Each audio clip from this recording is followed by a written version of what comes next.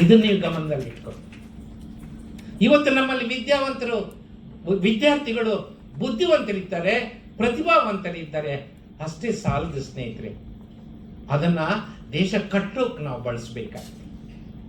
ಒಂದು ವೇಳೆ ನಾವು ಬಳಸದೇ ಇದ್ರೆ ದೇಶನ ಒಡೆಯೋದಕ್ಕೆ ಇನ್ನೊಬ್ಬರು ಬಳಸ್ತಾರೆ. ಈಗಾಗಲೇ ಆ ಪ್ರಕ್ರಿಯೆ ಪ್ರಾರಂಭ ಆಗಿದೆ. ಭಯೋತ್ಪಾದಕರು ಬಳಸ್ತಾ ಇದ್ದಾರೆ ಯುವಕರನ್ನ, ಕೋಮುವಾದಿಗಳು ಬಳಸ್ತಾ ಇದ್ದಾರೆ, ಮೂಲಭೂತವಾದಿಗಳು ಬಳಸ್ತಾ ಇದ್ದಾರೆ, ಅಪರಾಧೀಕರಣದಲ್ಲಿ ಇವತ್ತು ಬಳಸ್ತಾ ಇದ್ದಾರೆ, ಭ್ರಷ್ಟಾಚಾರದಲ್ಲಿ ಬಳಸ್ತಾ ಇದ್ದಾರೆ. ನಾನು ಮೊನ್ನೆ ಒಂದು ಊರಿಗೆ ಹೋಗಿದ್ದೆ, ಎಲೆಕ್ಷನ್ ಬರ್ಲಿ ಸರ್ ಅಂತ ಜನ ಖುಷಿರೋ ಖುಷಿ.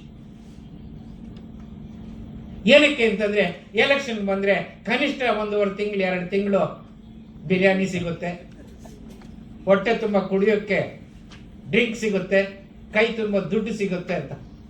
This is the state of affairs.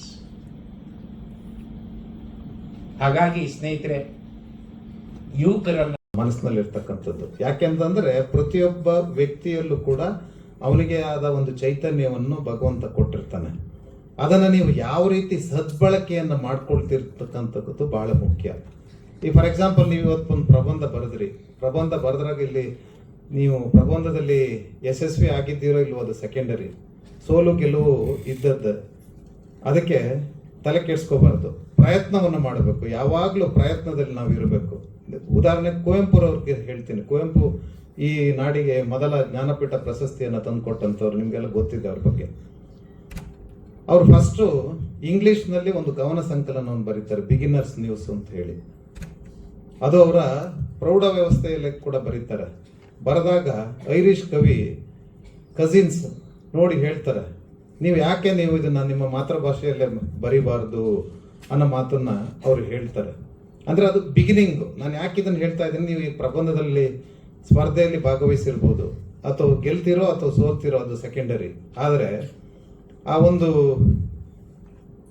ಕವನ ಸಂಕಲನವನ್ನು ಓದಿದಂಥ ಐರಿಷ್ ಕವಿಯವರು ಆ ರೀತಿ ಒಂದು ಅಡ್ವೈಸ್ ಕೊಟ್ಟಾಗ ಅದನ್ನು ತೆಗೆದುಕೊಂಡು ಈ ರಾಜ್ಯದಲ್ಲಿ ಮೊದಲ ಜ್ಞಾನಪೀಠ ಪ್ರಶಸ್ತಿಯನ್ನು ತಂದುಕೊಟ್ಟಂಥವರು ಕುವೆಂಪುರವರು. ಅವರು ಅಷ್ಟೇ ಅಲ್ಲ, ಕುವೆಂಪುರವರು ಹೆಂಗೆ ಹೇಳ್ತಾರೆ ಅಂದ್ರೆ ಇನ್ನೊಂದು ಮಾತನ್ನು ಹೇಳ್ತಾರೆ. ಮಕ್ಕಳುಗಳಿಗೆ ನಾನು ಅದು ಕುರಿತು ಹೇಳ್ತಾ ಇದ್ದೇನೆ. ಹಕ್ಕಿ, ಫಾರ್ ಎಕ್ಸಾಂಪಲ್, ಅವ್ರು ಹಕ್ಕಿ ನೋಡಿ ಹೇಳ್ತಾರೆ.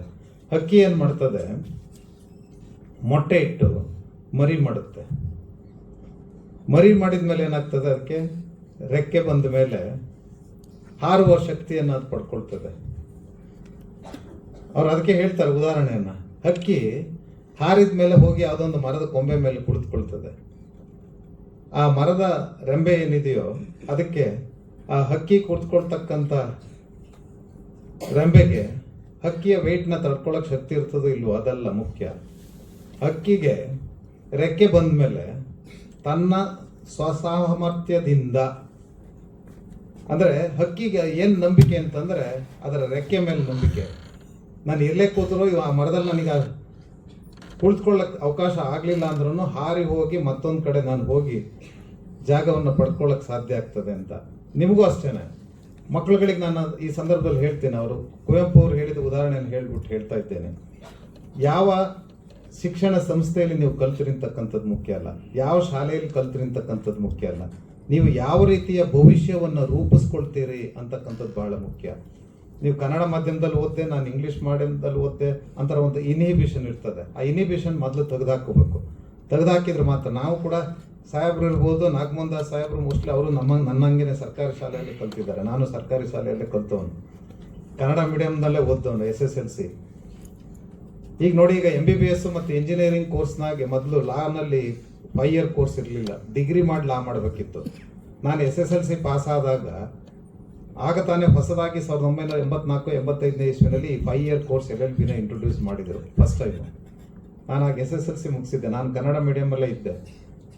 ಯಾವಾಗ ಈ 5 ಇಯರ್ ಕೋರ್ಸ್ನ ಇಂಟ್ರೊಡ್ಯೂಸ್ ಮಾಡಿದ್ರು ಆವಾಗಲೇ ನಾನು LLB ಮಾಡಬೇಕು ಅಂತ ಈ 5 ಇಯರ್ ಕೋರ್ಸ್ ಸೇರ್ಕೊಂಡು ಲಾ ಮಾಡಬೇಕು ಅಂತ ಹೇಳಿ ಕನ್ನಡ ಮೀಡಿಯಮಲ್ಲಿ ಇದ್ದವನು ಇಂಗ್ಲೀಷ್ ಮೀಡಿಯಮ್ಗೆ ಸೇರಿಕೊಂಡೆ.